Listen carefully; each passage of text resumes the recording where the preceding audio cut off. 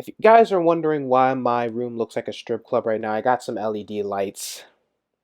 Make my room look a little snazzy, and I like this lighting. Anyways, it's time for a review.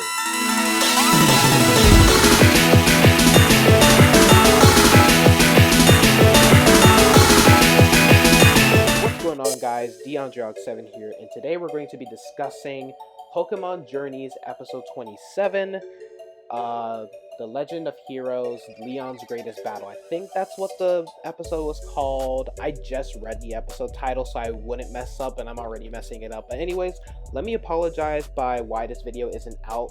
Why this video wasn't released yesterday. Yesterday I was in the middle of writing my review, and a part of me just kind of got lazy. So I was like, I'll just do it on Monday. Here comes Monday, and I still don't have the video out. So I'm like, Tuesday, and now we're here. So but I don't know when I'm going to get this video out, because you guys know how I am. I get sidetracked when I'm editing, so this video will most likely come out by this video will probably come out on Wednesday, let's be real. But I don't know. Let's just discuss the episode. This looked like a formula for a really busy episode, and with Corina recently pushing the bounds of what this episodic format will let in one episode, it absolutely was exhausting to predict how this episode would progress to be. To handle this statement, it's a necessity to discuss of the Leon versus Rayhan battle, the crux of the selling of the episode, and a really long-awaited moment that received a lot of vital coverage, and I have to say, it was okay. However, personally, I don't feel it was rather more than that. Specifically, it's an absolutely serviceable battle between a champion and another trainer. However, nothing more than that, particularly because of fairly sloppy animation and choreography. It wasn't bad since it absolutely was fast enough, and that I liked the details, just like the interactions between Rayhan, don't really know how to pronounce his name, and Leon, or how Leon had changed Charizard's moveset since the last time we saw him, creating clear he's a tricky trainer that depends on, quite simply, a number of attacks while not making ready within the meanwhile, except for titular match of the episode. It felt somewhat sloppily dead, although I would pin the blame more on the animation than the writing, given the said brisk pace and a few neat moments like Steel Beam and Rayhan's weather setup. If this can be the sole reason one tunes in to observe the episode, I feel it's possible that the viewer would walk out of this episode fairly defeated. However, by itself, it works okay enough as an introduction to Rayhan for hopefully later returns, and that I appreciated the scene with Ash loudly declaring that he and not Rayhan is going to be the one to finally defeat Leon, which helps to create the match over a little battle to indicate what the present monarch has been up to, and to confirm and to affirm however he is Ash's current goal for the season. I much appreciated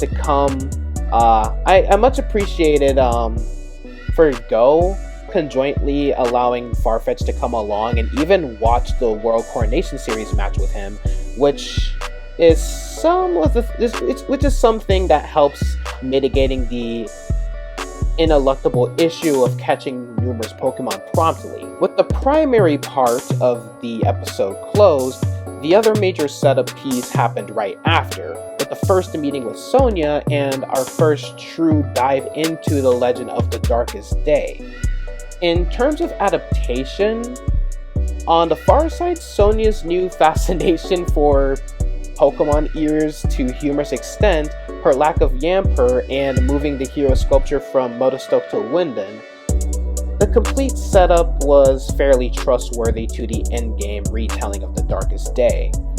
all the way down to this being the iteration with only one hero armed with a sword and shield. I'm positively curious to envision if this implies we'll be following the beats of the reveal of the true Legend of Galar in a lot of constant means because of the games, particularly considering Ash and Go seem to have taken an interest within the legend itself, and the way their current job as research fellows implies that they are effectively Sonia's colleagues. The battle with the Galarian Farfetch'd wasn't the longest, however, it absolutely was fairly partaking and with the correct quantity of emotions, and moments like Ash's confidence in Riolu's determination and getting so fixed to support Farfetch'd in spite of being the opponent really made this battle feel fairly distinctive. In addition to slightly additional intensity and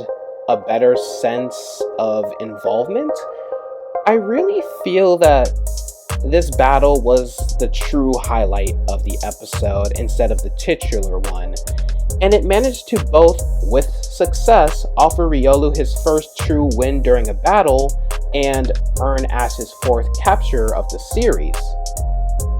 On a minor note, I conjointly appreciated Go's plan to catch the Galarian Farfetch'd failing, not solely to strengthen that not all his capture attempts are about to achieve success, however, conjointly for having him resort to use Farfetch'd in an exceedingly pseudo-mirror match that also concluded up in a loss, since it shows that Go has become more willing to think about battling if catching does not work aboard using Pokemon that are not simply Raboot for catching functions. That said, if I actually have one major criticism of the episode, beyond a titular battle of course, it's that thanks to its structure, the pacing felt a tad wonky in places, particularly by resolution. The rationale for the initial visit before the halfway mark, Sonia's bit ending fairly, well, dead, and adding a self-contained final conflict towards the end in Farfetch'd. This episode looks to have shown the other issue because the Corina episode, in terms of episodic limits, as this is often basically a setup episode that has a further vital development unmarried from the remainder, I don't suppose it had been poorly done. However, these plots could have used, 2 episodes to house up everything a touch higher. I am additionally a touch upset of Farfetch'd probably feeling redundant in Ash's current team by sharing Riolu's typing and also disposition. However, that is one thing we'll be able to say as expected solely as the series continues. Overall, as I've aforementioned different times, these sorts of episodes are pretty much guarantees for the long run instead of, one thing simple to dodge on for on their own, dodge on their own. However, overall, even with the problems involving the start of the episode, this was a reasonably pleasurable episode that established vital items for the long run, and during this sense, it achieved its purpose. That, my friends, is going to be the end of this review. If you guys enjoyed this episode of Pokemon Journeys episode reviews, make sure you guys smack that like button and comment down below what did you guys think of this episode, because I'm really curious to know what your opinions are on this episode. Was it good? Was it bad? Was it just okay? Was it alright? Was it meh? Tell me what you guys think. Also subscribe to DeAndre Hawk 7 if you want, of course. I'm not gonna tell you to subscribe, but if you guys want to, feel free to subscribe to my channel. I don't just do Pokemon anime reviews, I also do reactions almost every single Wednesdays. I usually do these every single Mondays, but of course I told you guys I was feeling lazy, so this is an exception. But yes, I do an anime review every single Mondays. a reaction every single Wednesdays, and you know, kind of like a random video on Saturdays. And I usually live stream almost every single day, you know, when I'm not busy and stuff like that. So yeah. And also I do have a Patreon. If you guys want to support the channel, make sure you guys sign up for it. Lowest tier is $1. Link is in the description down below. And also follow my social links, Twitter, Instagram, and Snapchat if you guys want to, you know, stay updated on the channel or whatever. And also click that bell icon next to the subscribe button so you guys won't miss any videos. I'll see you guys next time. Only good, Chill Army.